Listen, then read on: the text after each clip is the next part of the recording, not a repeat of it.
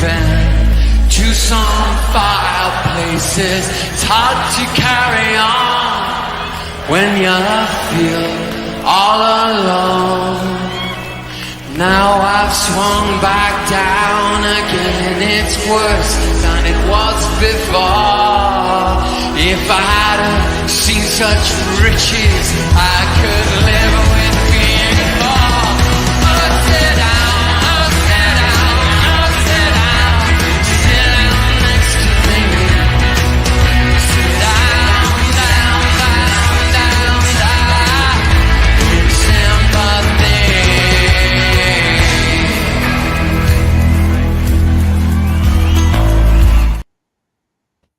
Evening, everyone. Evening. Looking forward to the show. Proper football is back at last. And I have three great guests tonight, as always. Aaron, how you doing, my friend? You've come back from your holiday in Portugal and you look more knackered than when you went out there. Yeah, mate. 10 days looking after the kids. And a massive amounts of swimming pools that they had there just means that there's more ground to cover. I'm absolutely bloody shattered. But you know, I love coming on this show, speaking to the boys, speaking to the guests that you've got on, and I'm giving myself a couple of slaps in the cheek, wake my bloody self up for it, and I'm looking forward to it, mate, as always. Yeah, absolutely. Kenny, you love the internationals and all that, and you're big into it. But we got something big to talk about tonight. Kenny, how you doing, my friend? Yeah, I'm all good. You know, like I said, it's been a break from the Arsenal, because sometimes you think about, it's the whole Arsenal contact, it's a whole day thing, and I think it's for yourself as well, because remember, you're watching the games and you're doing content in the games. I'm going to most of the games and I'm doing fan cams, and it's a long day, and sometimes you think, phew, that's that. If you know, but in terms of the international break, you can't not talk about the fact that England have got a new manager. We're going to talk about that. We're going to, and that's massive news. And also, you're going to talk about injuries that happened on the international break. But before, I always say that with the schedule we have now, in terms of like game every 2 or 3 days because of our participation in the Champions League, and the fact that it's been extended into the new year, injuries is a possibility. Rotation is a definite and an inevitability. Interesting. Yeah, we're going to talk about that. Darren, great show last night, your Arsenal journey. Very well received. It was great to do it. It was nice to have you back on after so long, because, you used to be quite a regular on the show. How are you, my friend? Yeah, good. Thanks for having me on yesterday, Jeds. Really enjoyed that, going through my journey. Had a busy-ish day, done a bit of gardening. It's been quite warm out there where I am, sort of west near Heathrow Airport I am. It's been 20 degrees where I am. It's been quite a warm day. So been doing a bit in the garden, and that's it really. Looking forward to getting on here and chatting about what's been going on with what happened last night. I know we briefly touched on it last night, and I was a little bit sort of 50-50, but now today it's like, when you have a problem in life and people say sleep on it. Yeah, last night I was a bit confused, really. Don't know what to think about that. And today I know exactly how I feel about it. So looking forward to getting it out there. Yeah, absolutely, man. Absolutely. We're going to talk about it in depth. Big up, Unique, man. Member for 7 months. Big up to you, my friend. Salute to the 5 panels. Salute to the 5 Chapman. I'm in the gym listening and trying to get big as Kenny can. Pause, likes up, likes up and subscribe. Smash the lights up, people. Right, let's get into this.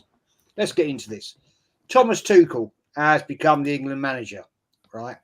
I see there's a lot of meltdown on this. A lot of meltdown. There's comments like, if England were to draw Germany in Euros or the World Cup or that sort of competition, then will he do the best for England? I mean, it's an interesting one. I've got my opinion. Aaron, what do you think, mate? I mean, are you happy with having a German as the England manager?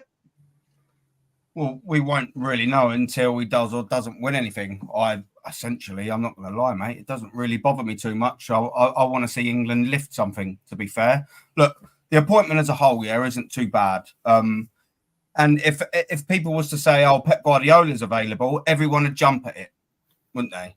Let's get that right. Everyone would. And he's a foreign manager.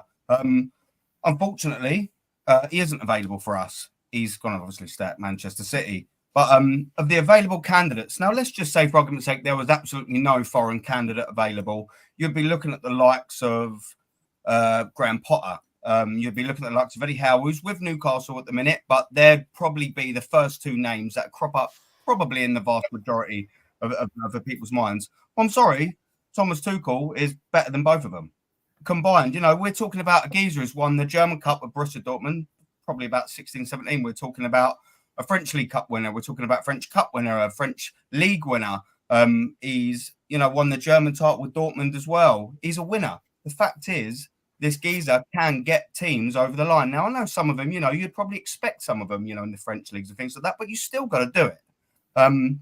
Not only sort of like that, I sort of feel with sort of like English sort of population, we just sort of all a bit too patriotic sometimes. Now, look, I get it. It'd be fantastic if we could have an English manager that could lead us to glory. I think we'd all want that. You naturally would prefer that. But at the end of the day, I don't think the people are out there. I don't think the quality is out there. And if you're offering me quality that isn't English, I'm sorry, I'm going to take it. As I said, the point I've made before, people would take Guardiola. No one would absolutely care that he's Spanish, would they? And for me, Tuchel's a little bit better than what's got offered. But he's not. He's a lot better. He's a sort of manager that on the available pool at the minute, I think is probably the best there, the best that we could have got at this precise minute. The only sort of humorous thing that I sort of find about it is that we're making him start in 2025, which means that we've in the next international break in November. We've got some geezer in limbo, probably poor Lee Cardsley, just taking a team that he knows he's not even going to manage. The players know that they're not even going to manage him. He's probably going to make the international break that more bloody tedious, that more horrendous to watch, because we've got a geezer that couldn't give an absolute toss about his next two games. But look, on the face of it, like I said, to round off my point, I don't think it's a bad signing at all. We could have done a lot bloody worse. And, let's face it, the last week we've had McLaren as manager, Hodgson's, they've not done anything. They've been given a chance. Give this geezer a go. I can get why, people might be a little bit patriotic. I totally understand that. But this game's about winning. Let's if you was to sort of say to me, who's got the better chance of winning something, an English manager currently now or Thomas Tuchel, I'll go for Thomas Tuchel all day long. Fair comment, man. Kenny, as an avid England international fan, when you saw the announcement, what was your immediate reaction? Are you happy? Are you thinking, England's going to move on from here? I was excited because simple reasons that is good. You know what? When Capello, got the England job, and when Sven Eriksson got the England job, they got that job in really kind of trying circumstances. Sven Eriksson inherited the job from Kevin Keegan when Kevin Keegan struggled, where England lost to Germany in the old Wembley. They barely got. They went out of the group stages of Euro 2000. So Sven wasn't going to what I looked at as a strong England team, but he had some up-and-coming players, and they called it laughably the golden generation. Capello got the England job when England didn't qualify for the Euros. And when the common denominator with both these managers, they didn't get players who I believed were, like I said, suited to international football, where they were more. The Premier League was more dominant. Most importantly, as well, the fact is that they didn't really have ultimately good teams. This England team and these group of players have played in two major finals for their country. They got to a semi-final, some of these players, and they got to a quarter-final. Most importantly, they're a good group of players. The team doesn't pick itself. There is fierce competition for places. and there's loads of talented players coming through. So we weren't Southgate fans. Not any one of us was Southgate fans. So you think we're a better manager and who's got a better grasp of world football and, you know, tactics as well. It's an exciting team because you want the best. You know, the fact is, I know people want to complain about not having an English manager. Well, you don't seem to complain when there's not many English coaches, you know, coaching in the Premiership. I mean, Brentford got a Danish coach. Brentford, you know what I mean? Not the Forest have got a Portuguese coach. So even the bottom teams don't have English coaches. And the situation is that you can you know, slag the FA off as much as you like and say they're not producing coaches. They don't have to. The other day, we got foreign owners who are going to employ the best in the world because their responsibility is to win trophies for their particular clubs. You know, Arsenal, Man United, Liverpool, that's their responsibility. Their responsibility isn't to help out English football. And let's face it, you know, the guy he's the head of the FA Communications Chief Exec, it was his words. Where are the English bosses that are coaching the Premiership? There isn't. You even got half doing the coaches in the Championship are foreign. So this is where we're going now. That's where we're going now. Yeah. If you've got foreign owners, they're not going to employ English coaches because that's not normal. And that's 20 years ago. That's 20 years ago. You know, the fact is that you look at when was the last time an English coach won a major trophy, apart from Harry Redknapp? When was the last time an English coach won a Premiership or won a league title? Yeah, that's a good question. Very good question. Yeah, very good question. I'm really thinking now. Really thinking. What's his name with Newcastle? With Blackburn, sorry, would it be? Kenny Dalglish. Kenny Dalglish, yeah. Oh, of course he fucking. Yeah. I mean that's time. That is back in time, man. Well, Hal Wilkinson in '92, yeah. Hal Wilkinson '92, and that's it. Everton. Everton, Howard Kendall in 1987. Yeah, and Wilkinson was given the England job for a very short period of time, wasn't he? Yeah, the players couldn't stand it because he was too old school Charlie Hughes, influenced coach. Or was it the players? Well, the fact is that you can't say the players not there now. The players are there. The only problem position England have is they need like a holding midfielder who's good on the ball. They don't have any holding midfielders or number 60 who are good on the ball. They can do the other stuff, but when it comes on the ball, it's good opposition. England will struggle, and that's where Tuchel's going to have to find, a top class DM. If he gets a top class DM to play the football he wants, then England have got a very good chance of winning trophies. You think about it. England got to the two European Championship finals without a good DM. Now, a lot of people said you're digging out Declan Rice. I am. Declan Rice is not a top DM. He's not good on the ball. He's good at all the other stuff. DM, no. Yeah. Declan Rice shows his. I'm sorry, Ken. No. So you say him. Yeah.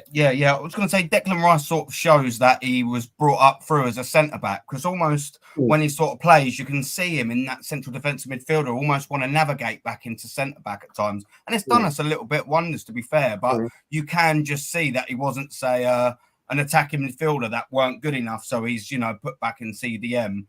He's not good enough on the ball, which is why I sort of don't really like him out on the left eight for Arsenal.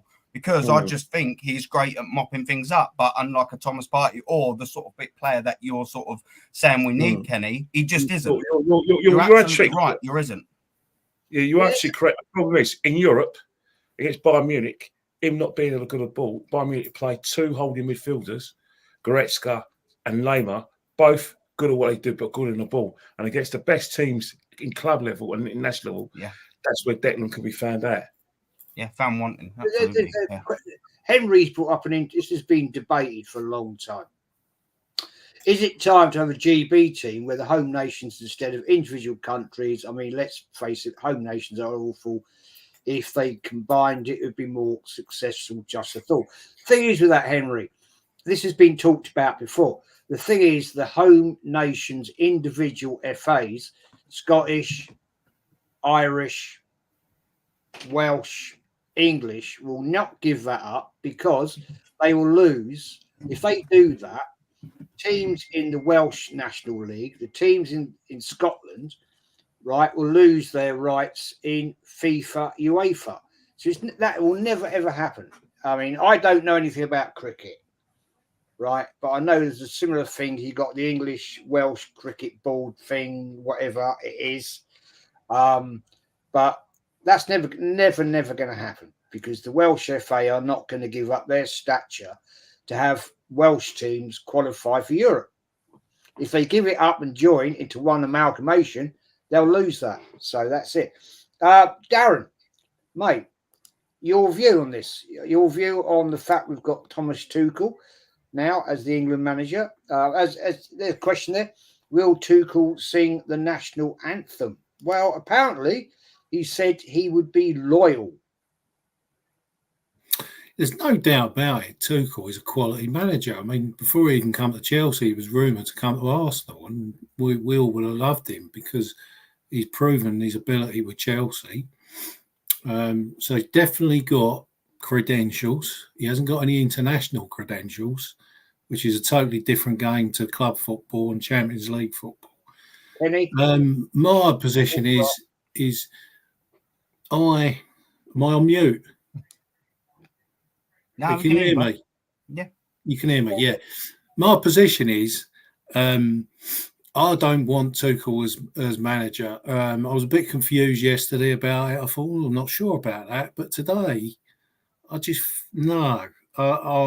not for it. And the reason is, straight away, would Germany pick an English manager? All right. We've said that there ain't many to choose from, Eddie Howe and maybe one or two others. But what about Lampard and Gerrard? They've got some credentials at Football League level. Stevie Gerrard at Rangers did a job with them. I know it's Scottish football and it's not the dizzy heights. Frank Lampard with Derby, he got them up from my memory. So why aren't the FA considering Lampard, Gerrard, someone like that? And what saddens me is where all these ex-pros who are earning a fortune, like Martin Keown, on TV channels. The Gary Neville runs his mouth all the time. The Ferdinands. Why ain't they doing their bit for their country? You know, they've earned all that money representing England and their clubs over the years. They're all disappeared off earning fortunes on social media or TV and that's really, I think that needs calling out because I think the FA, if they were doing their job properly, they'd be headhunting these people with money. And if they didn't have the right credentials, they would be paying previous coaches of successful international teams and saying, right, we're going to do a bit of covert, clandestine training for our manager, you know, as a number two. It don't even have to be clandestine. It could be just, all right, well, your number two is Phil Scolari, for example, who's won a trophy. There you go. Dangle a lorry load of cash under Phil Solari's Gregory or whatever you want to call it, right? Team him up with one of our golden generation and put him in and keep it English. Because I don't think, Southgate was shocking. He got his way through to that final. But look at the game against Spain. We had all the tools there, but we didn't have the right. It's like we had the artificial intelligence, but nobody knew how to work the artificial intelligence on the manager, though, isn't it? Do you know what I mean? It's very frustrating. We had the boy at Real Madrid who was the star of the show, who was very cocky, and there's rumours that he upset everyone else. And let's be frank, I know Kenny said that we've got the ability to win the trophies, but have we really? I don't know, because when you looked at that Spanish team, they had that boy in the midfield who was a winger, and he was probably better than anything we had. But they were beatable. I mean, they only beat us 2-1. We got back in the game. We got to 1-1 with about 10 minutes left. And I was rubbing my hands in the final, thinking this is it. We've got them on the ropes. And then we fell for a sucker punch at the, when they were a better team. They deserve to win the final. Nobody can dispute that. But for me, I'd like to keep it English for the reasons I've said. I think the FA have not covered themselves in glory here.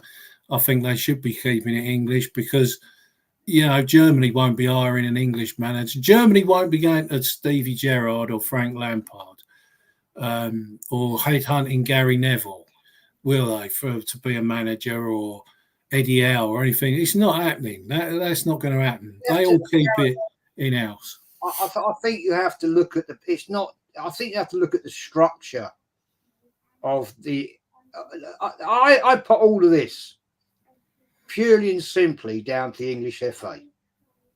Yeah, I think we're old-fashioned. I think we're behind the times, and this has been going on even at St George's. The home of England. I think it's outdated. I think the whole philosophy of the England international team is outdated.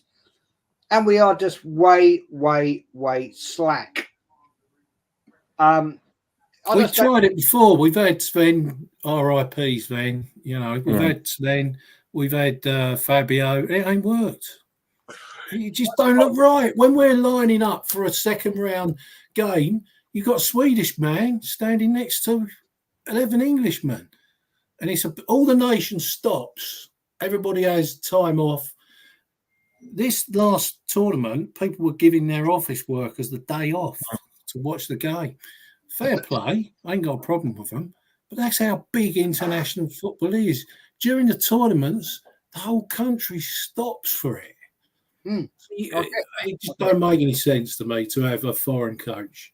I like Tuchel. He's good, though. He's good manager. But I do get that. I totally get that point, but I just think none of us have got a crystal ball at the end of the day, right? Mm. But if we did, and we knew that hiring Tuchel would be largely more successful than any England manager, would you then still do the same thing at the detriment? And that's the question I sort of can't get past. Just to have an English manager at the detriment of possibly the success of England, would you not hire a foreign or a German one? And I just think at the end of the day, we don't all know what's going to happen. Tuchel might not bring a success. So maybe an Englishman would have. But I just think that he would. There's the chances of Tuchel being more successful than anyone English at this moment in time would be more significant. And that's what I want to see. I want to see him be successful. Yeah. Sorry. Cool. You know what's happened, right? The FA bottled it because Lee Carsley was offered the job, was virtually a shoo-in to be the Republic of Ireland manager. He turned it down because I believe there was a chance of him getting a full job. But as soon as Carsley got the job, two things we'd done to Carsley that made me think, I don't fancy this. You asked him a simple question about singing the national anthem. He said he wouldn't want to sing because he never does it. He didn't even sing when he was playing for the Republic. We went for him. And then you've got people like Paul Scholes saying he hasn't got the personality to do the job because can you imagine him lining up against a Deschamps? And then you had and he wasn't the only one. There was other people like Roy Keane, and then Greece was kind of the final straw where the pressure on the guy was so intense that he said, I can't wait to go back to 2021s. And you had people saying, oh, he's not high profile enough. We did it ourselves. We had an Englishman. Let's face it, Lee Carsley he's got Irish background, but he played for a part of Ireland because of a grandfather, a grandparent, not because he's Irish through and through. He used a qualification, like I said, a granny rule. But essentially, he's an English manager. We had an English manager, but because he wasn't high profile enough, that was it. The same thing we said about Gareth Southgate when we had an English manager. He was Safegate. He was boring. He was a geography teacher. I hated him as well, by the way. But that's the situation. That's what happens when you have an English manager. You get what you want, but he's not a big enough name. And therein lies a problem in terms of our demands for an English manager. Until you know, an English manager wins a major trophy, or the Champions League or the league, and more English managers are like I said, getting shot at Premiership. We're not going to have an English manager, but it gets even worse. And you have to admit it now. All three of us have to admit, if you were a manager right now, what is more attractive proposal? Managing Chelsea, Tottenham, Arsenal, Man United, Man City, and Liverpool, or managing England? Be honest with yourselves. What would you rather do? Yeah, I know. I get it. I see it, Kenny. I'm going to throw, before we move this on to talk about Arsenal, I'm going to throw you this spanner in the works. Right. Thomas Tuchel has now become the England manager. Right. Okay. Right. Aaron, he's now the England manager. Would you take him at Arsenal as the Arsenal manager? What, today? Yeah. If Arteta walks out the door Friday night and says, "That's it, I've had enough," would you take him? Hypothetically.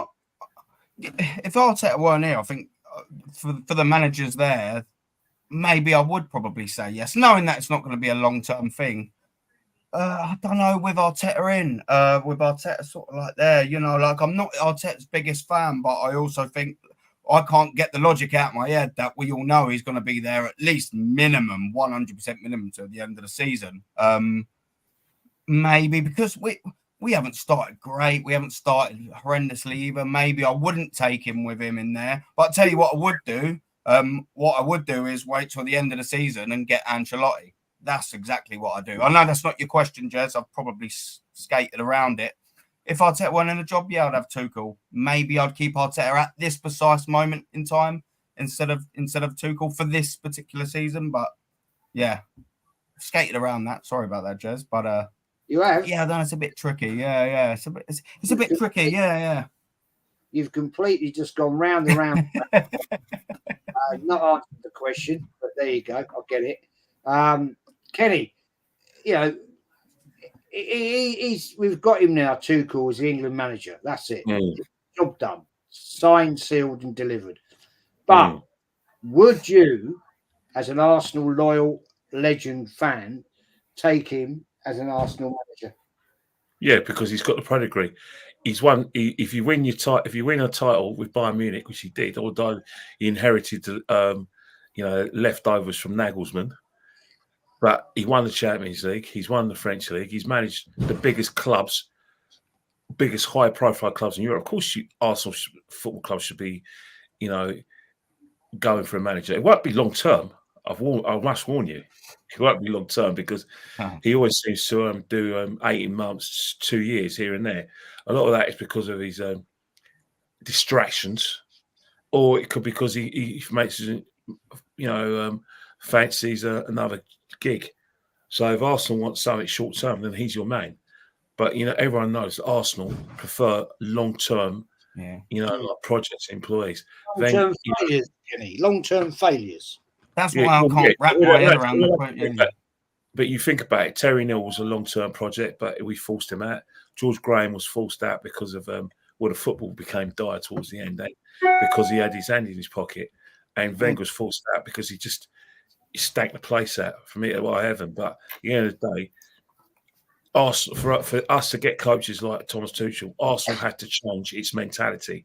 Arsenal has to be like other clubs where they think, you know what, now we want to win today. We don't want processes.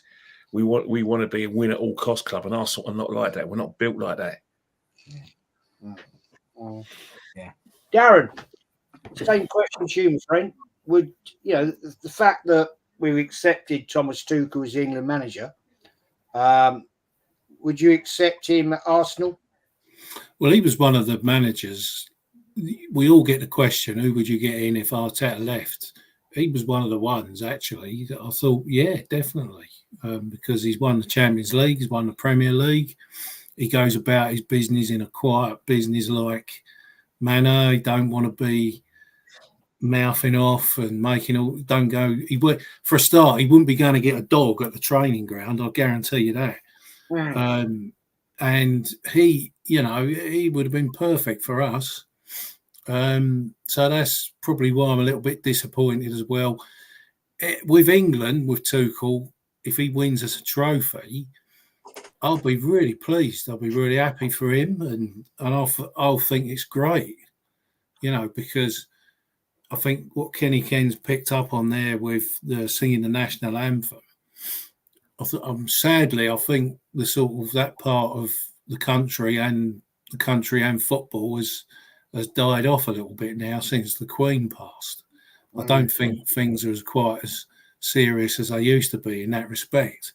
So, as far as I'm concerned, I'm not overjoyed that he's going to be England manager, because I think we should have an English manager.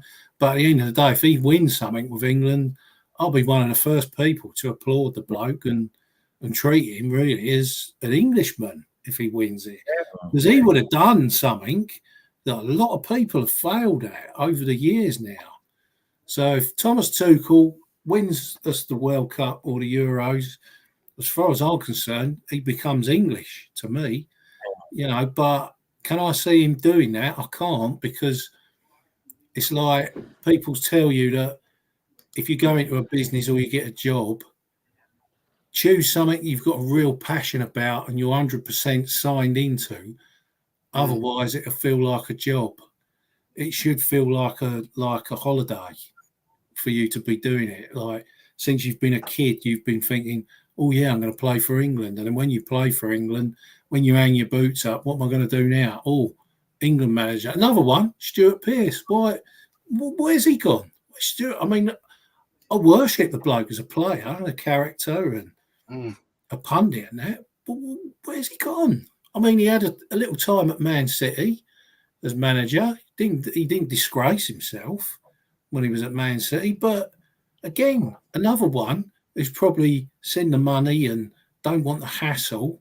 Because let's be honest, the England manager's job for an Englishman does age you. You look at Bobby Robson. He started off quite sort of fresh. By the end of it, it looked like he'd been sort of put in a washing machine.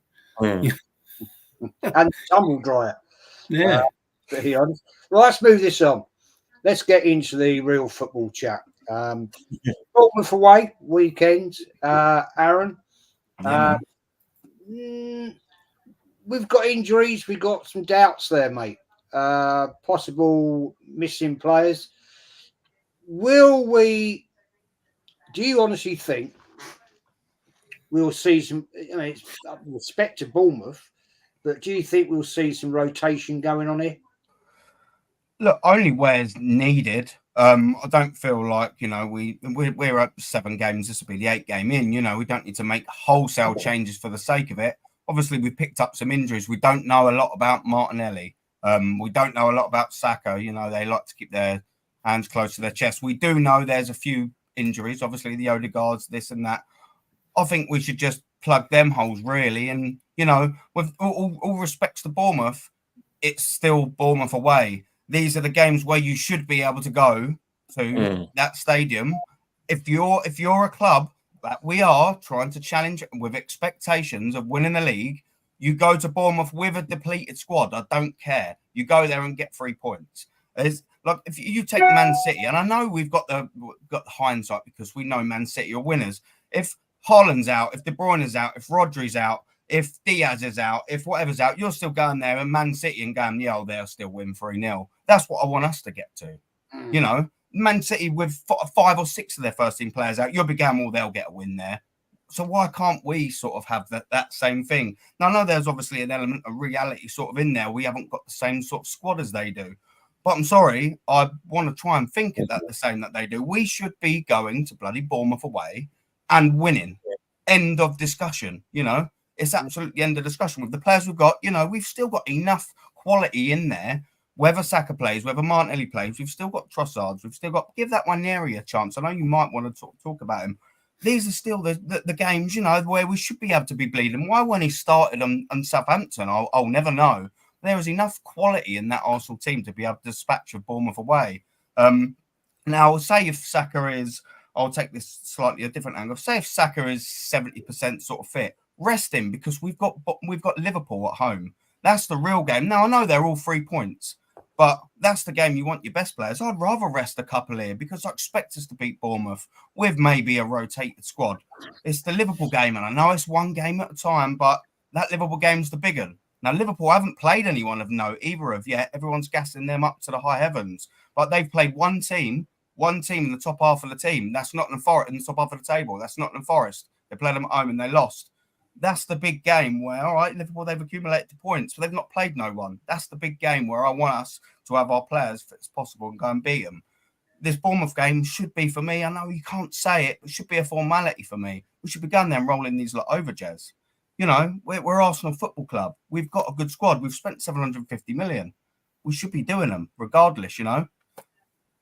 Yeah, I get that.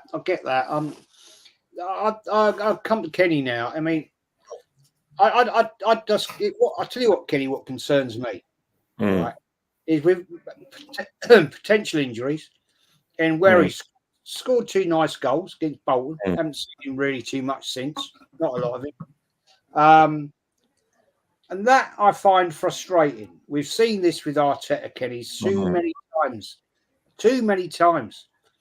You know, and against Bournemouth, no disrespect.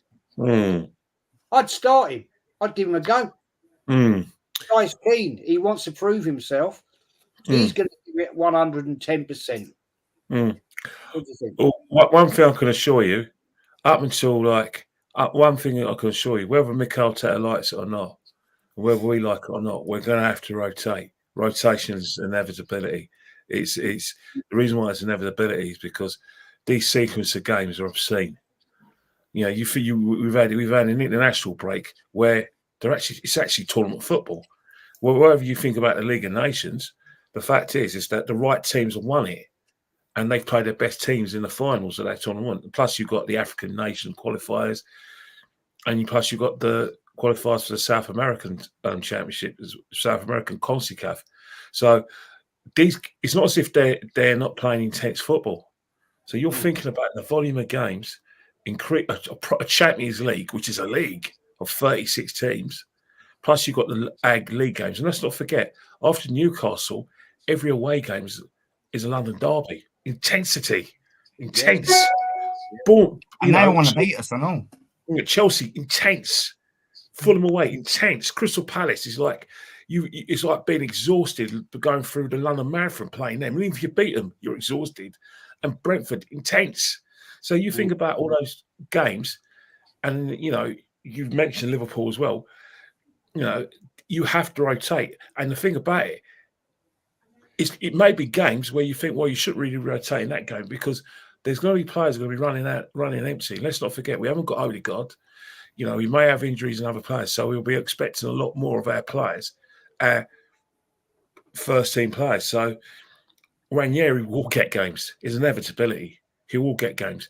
You know, it may not just be the Bolton, you know, sort of Preston game, but it could be league games because you're going to have to play. You're going to have to rotate. The only player that's not going to be rotated is the goalie. But apart from that, rotation is an inevitability. You had to see against Southampton. You know, you look at the games we got: Bournemouth, Shakhtar, Liverpool, Preston, Newcastle, away, I think. Internazionale, Chelsea. Then international break with the the qualifying games plus the League of Nations. And when we get back from Chelsea, Nottingham Forest, another game in Portugal, and then you've got West Ham, and after West Ham you've got Man United, then Fulham, then Monaco, then Everton, and then possibly a quarter-final in the League Cup, and then Crystal Palace, and then the game on the 27th, and then we've given us a bit of a break, and then New Year's Day against Brentford, then Brighton, and then the FA Cup. And then I haven't even talked about the Champions League games again. Spurs and the Champions League games we've got in the new year. We've got a couple of games in the new year, home and away. So that start of that run as well, Ken, from the 14th, when we play Spurs, we start playing Man City again in February. It's another. It doesn't stop. Rotation is an inevitability and a necessity. Doesn't matter. places are up for grabs, and you're going to have to use the same squad unless, because I'll tell you one thing, you will get a serious injury. It's all well and good taking the easy option of blaming the international break. That's easy. How about the greedy, your greedy chairman, who forced through an increased Champions League, which is virtually a Super League in name. Yeah, exactly. That's what's causing the players. I'm telling you now, you're going to see a lot of problems that Aguero got, heart problems. This schedule's obscene. It's dangerous. Yeah, it is. Darren, what's your view, my friend? It's going to be a tricky run. You know, yeah, Bournemouth will be a hard game. You know, they're it shouldn't be, and we should be at full strength, but we're not at full strength. We have lost players that Arteta has relied on, not players that are right, but I'm wondering now if maybe Arteta maybe regrets selling ESR in the summer, because if we just had ESR now out of all them players that got sold, we'd have a bit more depth and we'd have someone. It's the midfield where we're struggling. Obviously, up front is a joke anyway. We all know that. But Havertz is fit as far as I'm aware, unless anyone knows any different to me. But yeah, I mean, it'll be a right tough game, Bournemouth away. You know, it's a bit like taking your car in for an MOT or going into the office after a night on the piss. You know, you're all sort of distracted and all of a sudden you've got to be back on it again in the Premier League after. And the other thing as well is we're seeing Saka limping and stuff, Martinelli and all this. But Arteta's done this before. Is this Arteta mind games, or where, you know, he tells Saka, look, do what you got to do for England, but if you have to sort of, you know, pull up and come off, do that, and then we can say, well, you're a doubt and all this. And then I've seen this before with Saka.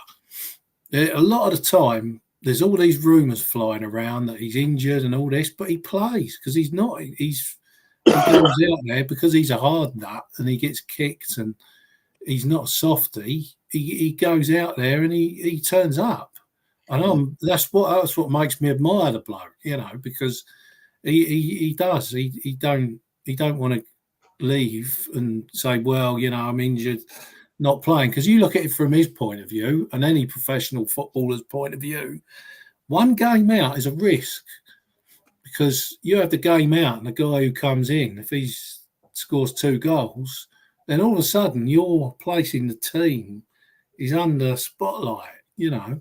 I mean, we got Sterling. I mean, I know a lot of people ain't overly impressed with him. We got him. He's enough to sort Bournemouth out, surely. You know, with his experience, he's not as quick as he used to be, but the bloke's won Premier Leagues after Premier League. You know, if we're putting him out there against Bournemouth, we got Kai Havertz up front who's scoring goals, we should have enough to put Bournemouth to bed quite easily by 2 or 3 goals to 0 or to 1, I think. You know, we should be all right with Bournemouth away, but you know, it's all this hype of, oh, we've got injuries now and all this. I'm not so sure we have got these injuries. You know, I think you have to wait till the day and see what lineup. Tottenham used to do this with Harry Kane all the time, with London derbies with us. We used to be, oh, good, Kane's out. Oh, he's got a hamstring. He won't be playing in the North London derby. And then the team gets announced on the day. You turn up at the ground and he's in the team and he's or something. So I think it really is waiting to see who turns up on the day, really. But even if Saka's not there and he's not fit and he has got a hamstring, we should have enough to put Bournemouth away, or what we've got. Let's be fair, no disrespect, but Bournemouth ain't got a lot, have they? No. Let's be fair. You know, It's one of the things. All they've got is a squad that are looking to prove themselves and stay in the Premier League for that manager for next season. Yeah, I mean, I think, yeah, even, well, I'm not happy with the fact that I'm not even, that's a different subject about our transfer business. That's for another day. We've talked about that so much, but at the end of the day, we should have enough to get it over the line, even if it's like not a great game, but we get the 3 points, maybe a dirty 1-0, whatever. But at the end of the day, come on, look at where they are in the league. They're not looking good. But okay, let's move on. Yeah, next week, Shakhtar Donetsk, Aaron, different prospect. Yeah. It's exactly the same, with whoever we've got available. With that, I think we should be going, as strong as possible. We've got 4 points on the face of it. I'd have liked a bit more against Atlanta, but it weren't really a great performance, was it? But it was a draw away. If you sort of want to take some positives away from it, it looked better because we beat PSG convincingly. So you think, all right, considering, 4 points is okay or whatever, but you've got to start following up with wins, haven't you? You can't just sort of go, oh, well, we beat PSG 2-0. So, yeah, this is wonderful. This is a league and we need to bloody get through it. I think, is it the top 8? I think go through and then you play qualifying games possibly. So that's 2 extra sort of games or whatever. These are the games we should be winning. These are the games I expect, again, for us to win. I know it's European competition. The frustrating thing is Arsenal's pedigree as a whole, that's a new thing, isn't really great in Europe. But Arteta's is extremely poor. And I sort of go into these sort of games thinking banana skin.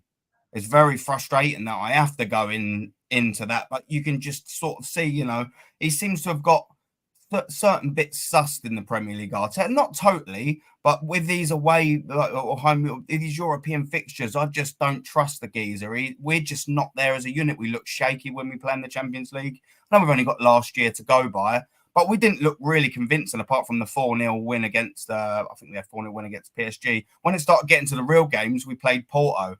I know they're seasoned, didn't they, Porto? But they're no real threat to winning the competition, and we look crap. I was away in the away leg in Porto, and we looked horrendous the whole entire game. And we didn't even look that fantastic, apart from a couple of moments of the home leg either, to be fair. And then the Bayern Munich, obviously, we sort of know. We didn't really, we done a couple of bits, but we didn't really touch them at all away. It was quite drab, wasn't it? I'm expecting us to just turn up in these games. These are games where you just sort of want Arsenal. We all want Arsenal, don't we, to win the Champions League, for crying out loud. Of course we do. These are the games where you just wanted to just go up and just blow them away, just so Europe can just go, oh, hello, and just go, oh, Arsenal, yeah, they've just absolutely took the piss out of them. That's what you sort of want, not these little bastards. I know they're 1-0 wins or whatever, and you'll take them in it. But I just want us to sort of show, like, whilst we are challenging for the Premier League and have done for the past couple of years, I want us to just do something in Europe, blow a team away we're supposed to. Do you know what I mean? Just keep blasting these teams away. PSG 2-0 good win, could have won 4-0, and then Europe would have gone, oh fuck me, they just smashed them to bits. And we should be doing that against Shakhtar, absolutely 100%. Stamp your authority on it. Show us that you're actually here with intent to win the bloody competition, and not just sort of here to get, we got the quarterfinals last season, so a semi-final was a good season. I want us to get to the final and bloody win it. I don't want us to just get step by step. And I know it's difficult, Jez. I know it's difficult, boys. But I want us to just show something in this competition, show some bloody ambition. And it starts with every single game we play. I don't expect us to smash them, but whether we will, I don't know. Yeah. Vic says we are due to smash a team now. I don't remember we last smashed a team, lots of goals, to be honest. West Ham last year, smashed them 6-0. But, yeah, I get it. Kenny, man, Shakhtar Donetsk, they're not a team you can actually just, push aside. They have done decent stuff. And you're on mute. I said before, you could. The Champions League, you've got to remember one thing. It's the hardest tournament to win. It is a cut competition. To believe it, you do need a bit of luck as well. You have to be on your day. And the final is a 50-50 game. But in terms of how we played against PSG in that game, we play like that, we'll beat Shakhtar Donetsk pretty comfortably. And that's not arrogance. It's just the fact that we should have learned something from last season where we fell short against Bayern Munich because Bayern Munich just had players who were better on the ball than us. Simple as. You know, they kept possession a bit better. They played two DMs who were good on the ball but could go the other way as well, particularly Goretzka. And, you know, they definitely deserve to beat us. But in terms of Saxon, they're unknown, but I expect us to win. You know, win because simple reason is that I do think we got a bit about us. You know, we're at home. They're not. If we defend like we did against PSG, they may have the ball, but you know, I think, you know, 2-0 if we're not at it, but if we're at it, 4-0. But that is no way disrespectful to Saxons the next. It's just the fact that we're at home, and you know we've got to make our home, you know, a home count in this competition. Because, you know, as you said, we've got some tricky away games. Got international now there. And I think, it's Lisbon, is it? Lisboa. Yeah, Lisbon, yeah. Or Lisboa, 24th, yeah. I think. Yeah, so these are like hard, rock hard games where, you know, we've got to be, you know, at it. Oh, I think it's about time that Arsenal. I mean, you know, Kenny, you've seen it. Darren, you've seen it. Aaron, in your lifetimes. The disappointment of the Champions League, you know, that we showed so much promise and we actually just capitulate. And I think it's really time for Arsenal to step up and say, we're going for this.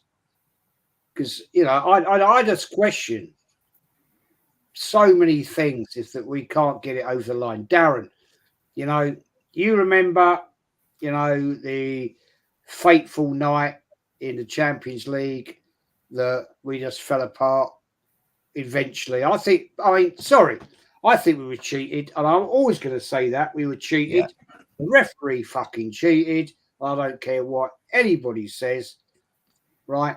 And that guy, that absolute arsewipe, has admitted he took a bribe, right? So I'm still gutted about that, even to this day. But mate, we've got to step up now. We are, you know, if we're going to take this seriously, mate, if we are going to take this bang on serious, then we've got to go for it. And Arteta's got to get it on the table and get it right. Yeah, with all this money Arteta's had, with that money, he should be winning 3 or 4-0 plus against Shakhtar Donetsk at home. Maybe not away, but at home games with that calibre of team, Shakhtar, they've never done anything. They've only had shot wins against big clubs 3 or 4 times in their history in a competition. We should be, as Aaron said and Kenny said, sending a statement out saying, look, 3-4-0, we're interested in this tournament. We've got the capability. But I suspect what you're going to see is Shakhtar put men behind the ball, not come out and attack us much. Look to hit us on the counter attack, and then what we'll probably see is an Arsenal win, but like a 2-0 where Gabriel comes up, gets a header 1-0, and then Trossard might slot one after 60 minutes, and we'll just sluggishly get there, and Arteta will be happy, the crowd will be happy, but deep down psychologically, it's damaging for the players because deep down they know, yeah, you've just beaten a low-level team in the competition, but when we look at March and April, when you're looking at the second round or quarterfinals, that's when Arteta comes unstuck every year. We've seen it time and time again. And unfortunately, you're just watching a repeat of Arteta's season of disaster. Can anyone honestly tell me that Arteta's got a stronger squad or team than last season or the season before? I wouldn't be able to put my mortgage on it and say that he has. No way. Not squad. So I just don't think, you know, we 4-0 Arsenal is possible because, look, Shakhtar Donetsk, and if we have got a strong team out there, if Saka plays, Saka's brilliant. I love him. You know, you can always rely on him. All right, he might not beat the players, but sometimes he gets past 2 players. He's got 2 players on him all the time. You know, if only we had 11 Sakas in the team in terms of attitude, guts, getting into it, but Gabriel as well, good. I think Gabriel's been brilliant this season. I think he's better than Saliba at the moment. He's putting the goals in. He's there, brilliant. Yeah, we've got a lot of good little patchy bits in our team. It's not good enough. We need 11, all singing and dancing, but we ain't got that. There's going to be weaknesses in it, but I reckon 2-3-0 Arsenal. I'm not confident enough to say 4 or 5-0, which it should have been. No, fair enough, man. Henry asked, are you doing the watch long, Jez? Yes, I will be doing a watch long for that game, my friend. I will be. Actually, Aaron, you going to the game? What one? Sorry, the Shakhtar. Yeah, I'll be there. Kenny, you off to that? I'll be going. I've got a very busy. Like I said, up until Christmas in terms of home and away games, it's going to be busy. Yeah, so I'll definitely be going to the Shakhtar game, and obviously we've got Liverpool 5 days later.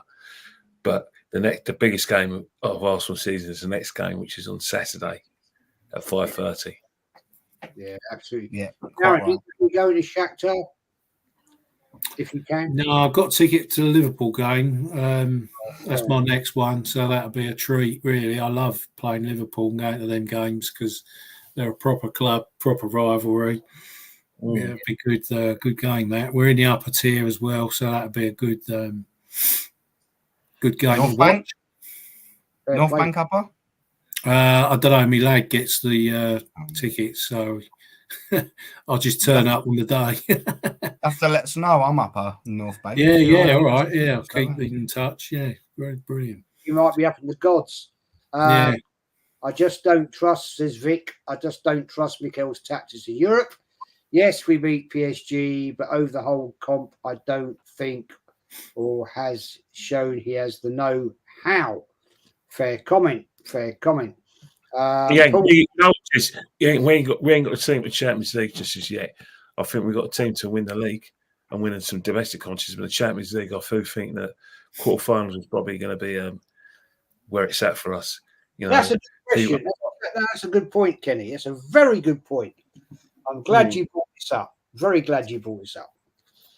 We've got Preston North End away in the carrier bag in a few weeks.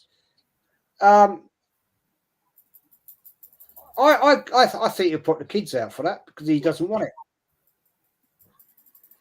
He's playing a dangerous game if he starts discounting competitions because he hasn't won anything. Yeah. And these players need to win a trophy, need medals in order to think, you know what, we believe in him, we trust him, but in terms of all the people who are Arteta fans, all we hear is he's going to, not that he has. And Darren's eyes a problem. He only saw the situation when we're in our kind of 6th year of not winning anything with Arsene Wenger. He took the League Cup seriously, and we fell short against Birmingham City in the final. So eventually, when you do go around winning trophies, managers do tend to take even the League Cup seriously. But I think they should do it every year anyway. I mean, we all picked Alex Ferguson as the best manager in the Premier League. If you were to pose a question, how near is Arteta to Alex Ferguson? No. Nowhere near. Not even close.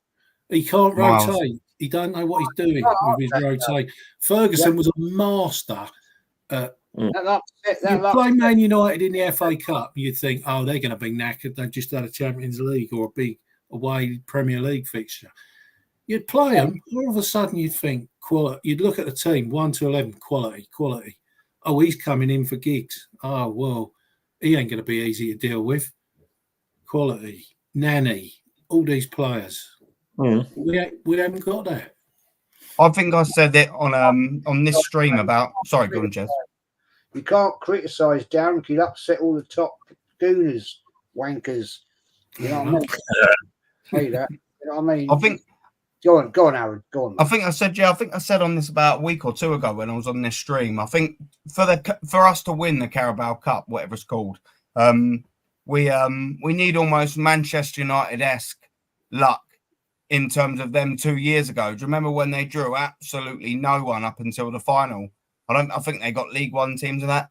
And that's not because I don't think we've got the squad to be able to compete to win it. It's because Arteta will throw it away. And I think the easier our draw there, at least when he does try and throw it away, at least we might actually get through it and get to a final where maybe he'll take it serious in a semi-final, or maybe he'll take it serious in a final.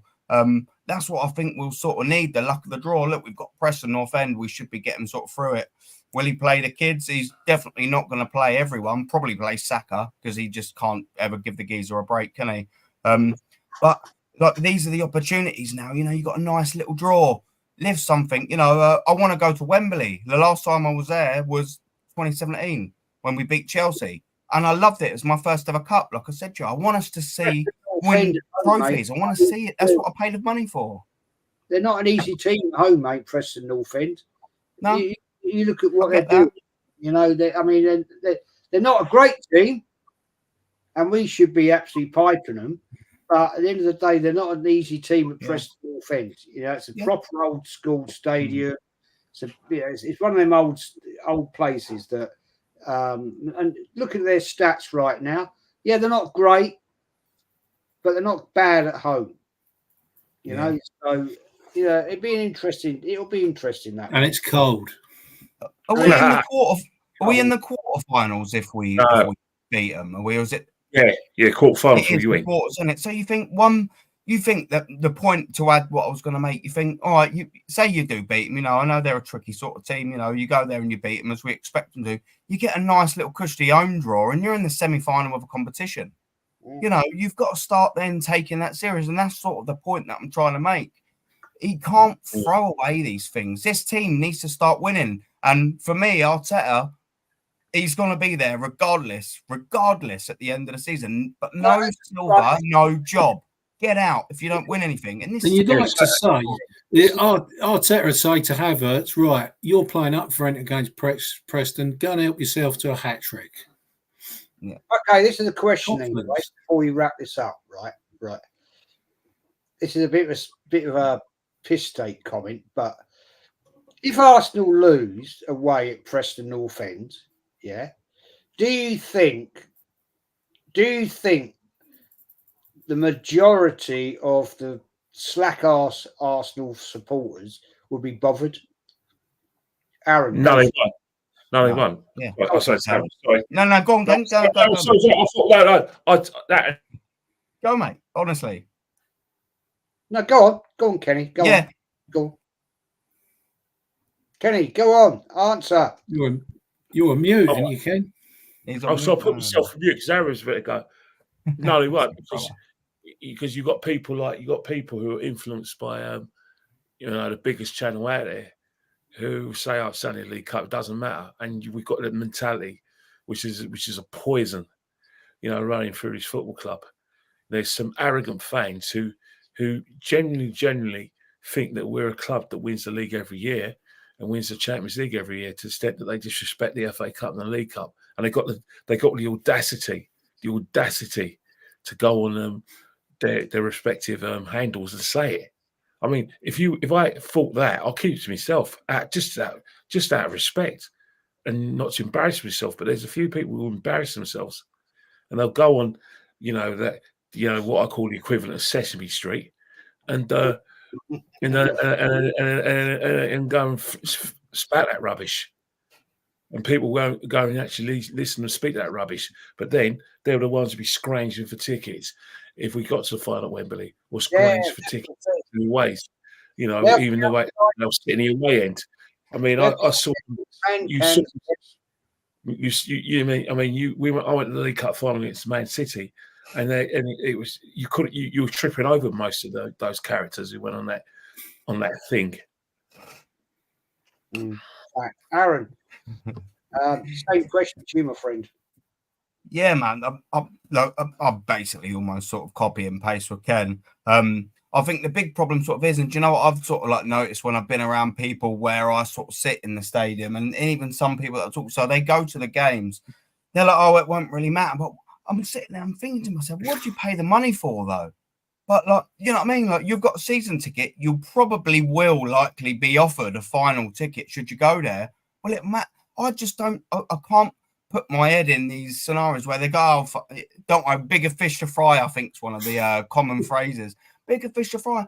You haven't won anything. You haven't won this cup since 1993. I mean, come on. I mean, we are due when we've had some. I think Kenny's mentioned the last one. I think it was in the final 3-0, Man City. Then it was the Birmingham absolute shocking fiasco, that 2-1. Then you got the Chelsea 2-1. We need to win this competition. I want to win all of them. I want to win every single competition. I don't care what its name is. Obviously, I want to win some more than others. We all do. We want to see us lift that Champions League for crying out loud. We want to win the Premier League for the first time in 21, 22 years. But I'll still take all the trophies along the way. I don't know why we throw them all away. Like, I want to go to Wembley. I love that day, my first ever cup final. When I see Arsenal lifting the trophy, it was buzzing. It's different than watching it on the telly. It's buzzing watching it on the telly. But when you're in that stadium, it's something else. And I want it. I don't give a toss of it, what cup it is. I want all of them. But we start off with that cup. And I just can't subscribe to the notion of throw it away because we've got bigger fish to fry. No, win that one and then have a go at that other one. Then have a go at the third round of the FA Cup. Then have a go at the final, Carabao Cup. Then qualify through the quarterfinals. Then keep yourself in the Premier League until March, April. Then get into a semi-final of the Champions League, etc., etc. That's what we ultimately all want on there. I don't know why you'd throw one of them away. It's madness. I don't get it, mate. And I never will. I'll never subscribe to that. I want to win everything. I'm realistic, but I want to win all four. Of course you do. That's why you support a football club. Exactly. Darren, give the time away. Sorry, Darren. Sorry. That's all right. Darren, I mean, same question to you, mate. Same question. No, they won't be bothered. And George Graham, the comment he made, if you're going to enter a competition, win it. And I remember us entering, and I think we won it, the Mercantile Credit Cup. Bring that back. Let's enter that as well and win that as well. You know, I just think you've got to be. Is this because deep down the Arteta supporters, they know that he's not capable, he's never going to win anything, and they're just making excuses for him? Is this because they know our squad ain't big enough with quality, right? Is this because they really know, and that is their way of just jokingly, jovial, passing it off? Oh, well, don't worry. We've got bigger fish to fry. When we've never fried a fish for years now. So when we last win a trophy, FA Cup against Aston Villa, was it? When was that? Chelsea 2017. So there you go. So 7 years. We ain't fried a fish now for 7 years. And that fish that we fried was probably a middle range fish. If you consider Champions League is a whopper and he's like a big whale, that is the one we want to hook, the Champions League, because we've never won it. No. Premier League is another big whale that we expect to hook. But when the League Cup comes along, it's no different really to the FA Cup because you're beating England's best. Not only are you beating England's best, you're doing that in a semi-final over 2 legs as well, which is probably harder than the FA Cup to win, perhaps. You could make a point of saying it's a tougher trophy to win. You know, the tackles are raining in. Preston away ain't easy. Preston away is different to Bayern Munich away. Preston away, you're going to get a nasty little right back if you're Martinelli who wants to snap your ankle and kick you hard. But in the Champions League, you go away to Bayern Munich and the players would be technically a lot better and won't have to do that and just make you look silly by passing and moving the ball quicker. It's different horses for courses, but these are all trophies. These are all days out. These are all big days at Wembley when you go along there and if you win the trophy. Football, isn't that what you want? Exactly. You want to go out. the one day of your life, the dream. Yeah. To go to cup finals. Yeah. And it's going to be some kids' best memory of their football journey, like we've all done in the last 10 days or a week. They'll be able to tell that story. Well, guess what? If we don't win a League Cup or nothing, like we do under Arteta every season, there'll be no fans in 20 years' time on these channels doing their stories saying, well, I saw us win the League Cup in 1987 because we wouldn't have won anything. No, that's a great point you just made. That's a great point because just some of the chat that's coming here. Usual Suspect says, can't believe I found a sensible Arsenal channel. I've subscribed. Thank you, my friend. We are the real ones here, along with Lee Gunner and Northside. Now, it was quite funny last night, Anthony, doing your Arsenal journey. I've done Aaron, I've done Kenny, I've done, I think, 10 people. And the next one I'm going to be doing, because I've seen the chat that Del Boy Gunner wants to do his, I'll contact Del Boy and I'll set that up with him. And he had some little prick come in there and said, I don't like these shows. Do you remember last night? Yeah. What's there not to like? Well, why? Because you actually listen to real Arsenal fans talking about real Arsenal, talking about their real journeys. They're brilliant, mate. Brilliant set shows. Every single one of them. I watched them all while I was on bloody holiday. They were that good. And I was live for a few of them. They were fantastic, mate. And the fact that I had a first time ever had a YouTube subscriber come on my channel, Richard Flack, top guy, came on, said his Arsenal journey, and I've asked other people to come on, but fair play to him. He came on, showed his face, did his chat, but that guy, when he said, I don't like these shows, well, maybe what? Because you don't know anything about Arsenal. Maybe because you actually haven't got a journey, because actually you've been support Arsenal since about, 3 weeks ago. You know, I mean, what is wrong with these people?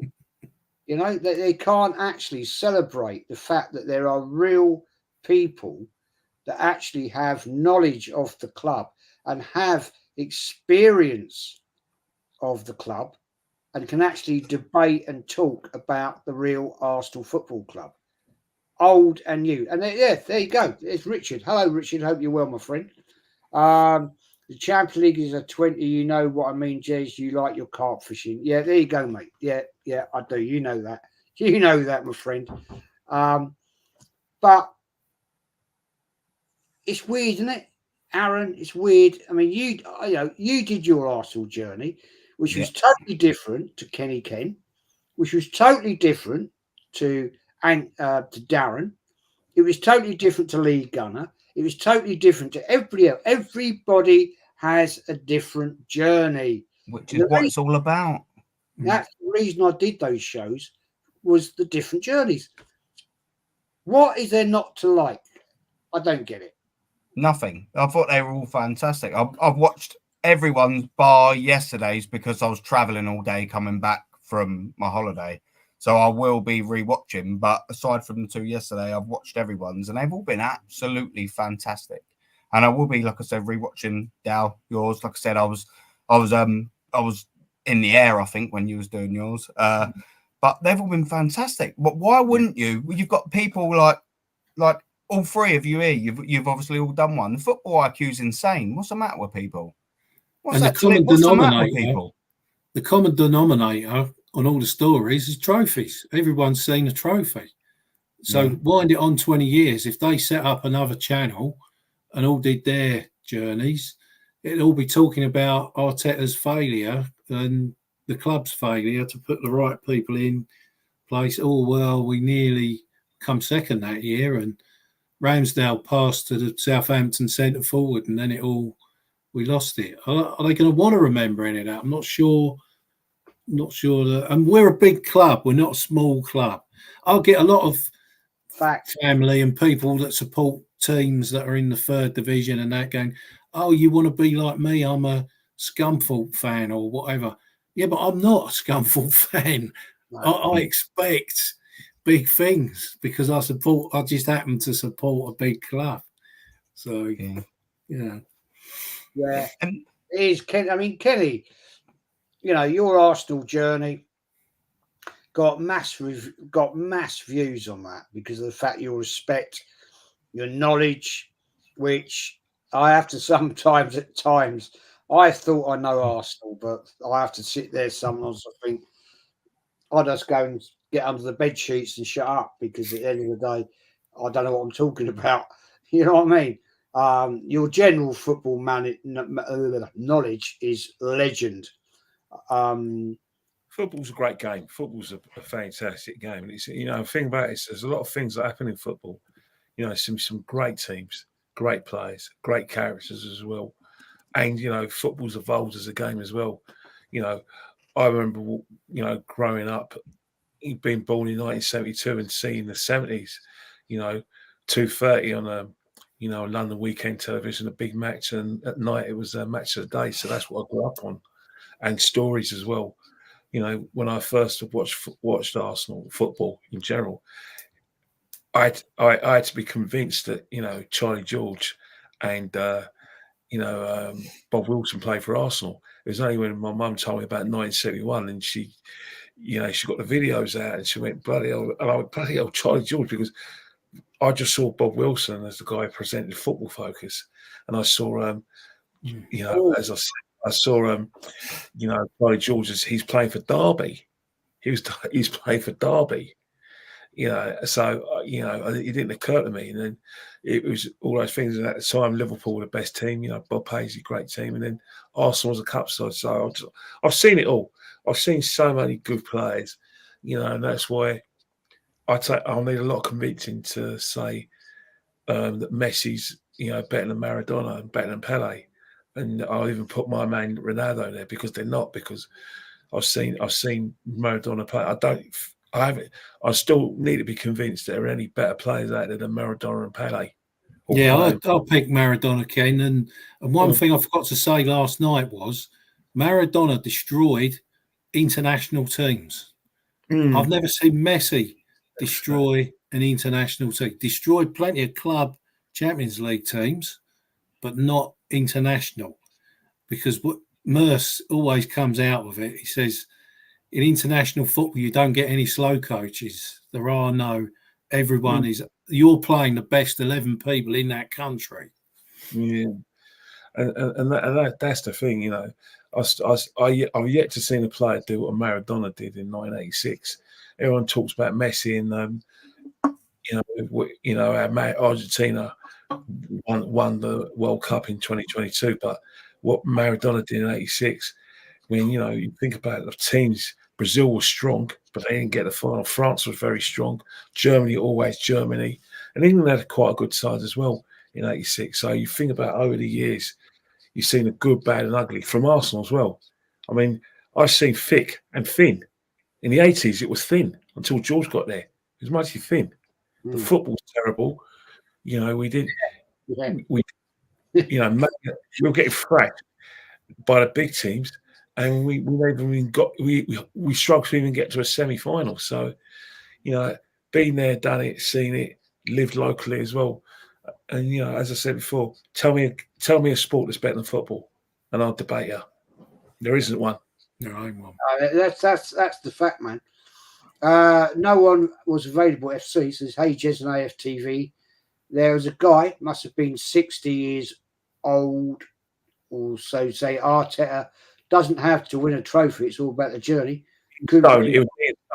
Ian Stone. He's a big Arsenal fan, and he's in his press box a lot with Amy Lawrence, and I'll be having words with him when I see him in the press box. Of me and him having a little chat, because I'm not having anything he said.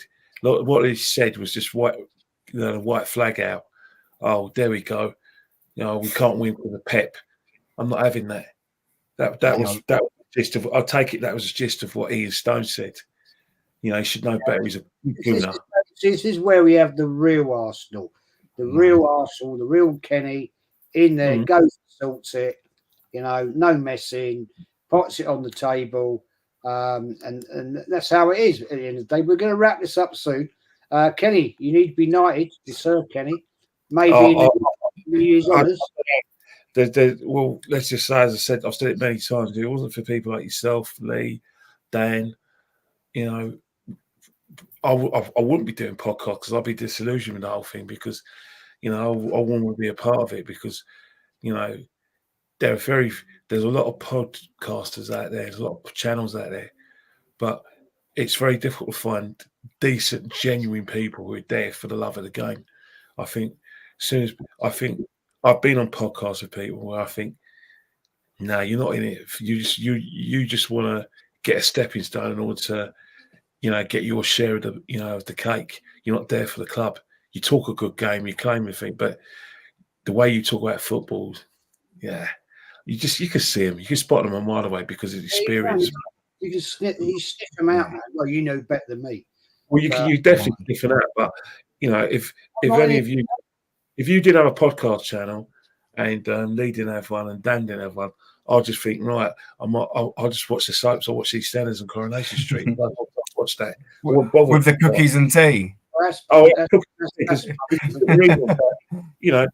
For people who, there's a lot of diehard gooners who basically are old school, who get ignored by these channels. They don't want them. They don't want to hear from them. They think they're gonna, eat without a knife, eat their dinner with their fingers rather than a knife and fork.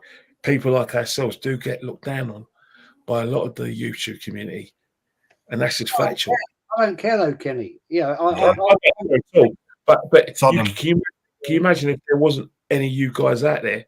Well, I haven't got home without you guys. That's how I say it. I'm not in it for any big gig, right? I'm in it to say what I want to think and what I believe in. If people don't like it, they don't like it. I don't really give a shit, to be honest. And there should be room for everyone else because at the end of the day, everyone, there's an untouched market which YouTube and the YouTube community and the mainstream have forgotten about. All they want is young people to go into YouTube, go and make money, talk absolute garbage about football and our great club, and basically make a name of themselves. Half the stuff they say is how I say it, is incomprehensible and difficult to understand because they just talk rubbish most of the time. Yeah, facts.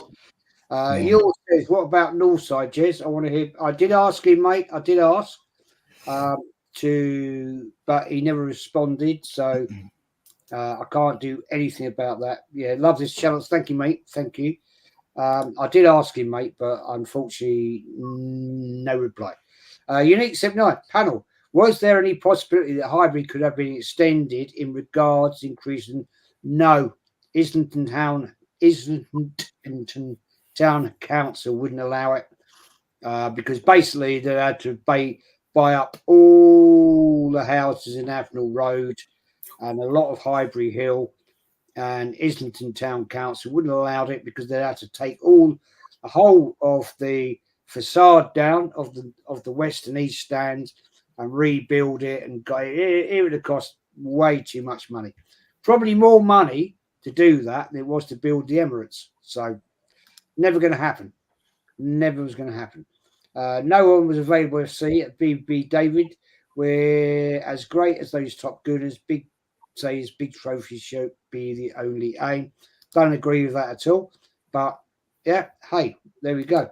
Anyway, go through these chats and I'm going to wrap it up. Aaron, what you got coming up, friend? Yeah, tomorrow I'm actually gonna do a little show, and it's basically in the international break. It's 7 games in. I'm going to be reviewing the top half of the table, 10th to 1st. Spurs being 9th. LOL. I'm looking forward to that. Haha. Yeah, basically just sort of how we got there. In the next 4 games, we've got another international break. So I'm going to be reviewing how all the teams got to where they are now and what they got to do and where they are and possibly going to be in the next 4 games. That's about 6:30, I think. And then I've got you. I'm joined by you, Superstar Jezza. I'm joined by you on the Saturday, aren't I, mate? We're going to be reviewing the Bournemouth game. which Yeah, I'm expecting to be a positive review, mate. Surely it's going to be a little cheeky little 2 or a 3-0.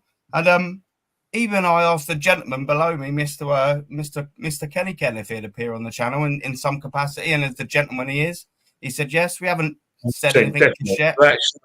Definitely. But easily very done. grateful for this gentleman and this gentleman for both sort of saying yes. But yeah, I've got a couple of shows up. I want to sort of up again. I've got a little bit used to it now, so I thought, you know what, instead of just doing sort of reviews, I want to start putting some more bits out there when I get the time. I've got 2 young kids. But yeah, I'm looking forward to it, and looking forward to having both of you on in some capacity. Well, yeah, you do. You know, his channel's growing very nicely, mate. If you want my honest opinion, you're an absolute natural, and I love your content. I've been on there, on your show 2 or 3 times now. So yeah, looking forward to it, mate. Match review, as Thank always. you very much, sir. And Kenny, what you got coming up, mate? On Star. Well, the only thing coming up is match yourself. You know, it's 5:30 kickoff at the Vitality Stadium. Looking forward to that. And then obviously it's the fan cams afterwards, and I'm sure there's going to be some suitable boxing for me to watch as well, because you know, not only is Saturday night the night for dancing, i.e. Strictly, that No. come on, you got to watch. As long as Paul Mercer Strictly, you've got to watch it. He's so bad. You've got to even though Paul Mercer's more of a Chelsea fan than an Arsenal fan, you've got to watch it just for Paul Mercer, because I tell you, he's got feet that are built for football and legs that are built for football, not for dancing. But apart from that, obviously, hopefully there's going to be some good boxing as well for me to watch. You know, good fights. You know, Ahara Davies is challenging Adam Azim for one of the domestic titles, and you know Anthony Yards. So like I said, I've got apart from the football, I've got a bit of boxing to watch, but it's not the top pay-per-view boxing. It's just boxing. I can't imagine Paul Mercer as a dancer. You've got to watch it. It is worth your Saturday ins. It's worth. I tell you, if you don't want to cook or go out for a meal, get a takeaway. Watch Strictly. Paul Mercer's in it. Just to watch him dance, it's just worth the entry fee. You never don't get me wrong. You lose a bit of sleep because you'll be traumatizing watching him dance, but he's got fun. Oh my days! All right, I'll give it a watch, Kenny. You've got to watch Strictly. You've got to. You're now known on this channel as Sir Kenny Ken. Thank you very much, Vic. Nice. When I post up the channels, and you're on as my guest in future, it will be Sir Kenny Ken. So I don't mind. I don't mind that one bit. Take the royalties, Kenny. You deserve it. Thank you very much, King Ken. You are officially knighted, Sire. Thank you very much, Darren, mate. Thank you for once again joining me. Pleasure. That stream last night, loved it. A lot of people loved that. A lot of great comments. So, mate, please. I know you're not on YouTube, but you do have your Insta. So please shout out where we can contact you and what you're doing. Yeah, Darren Sullivan 49 on Insta. I'll have a little look and see what Bournemouth might have in store for us. I might do a pre-match video on the Friday before the game. And then afterwards as well. Sometimes during these games, I even do a half time as well.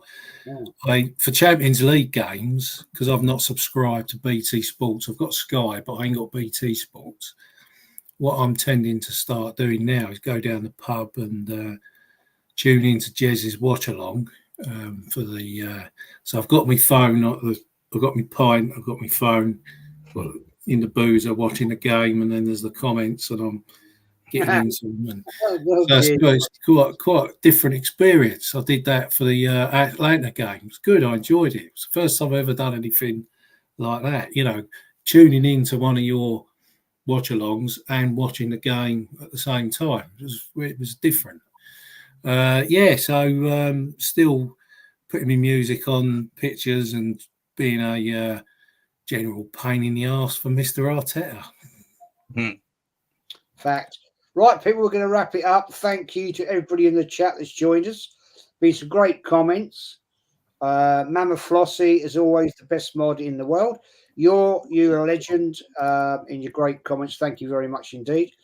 And we are basically going to get out of here and take care, everybody. Let's look forward to the game at the weekend. And thanks all, and take care. Thanks.